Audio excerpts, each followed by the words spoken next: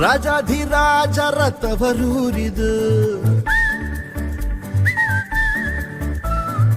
ಸ್ವರ್ಗಕ್ಕೆ ಕಿಚ್ಚು ಹಚ್ಚೋ ಮೈಸೂರಿದು.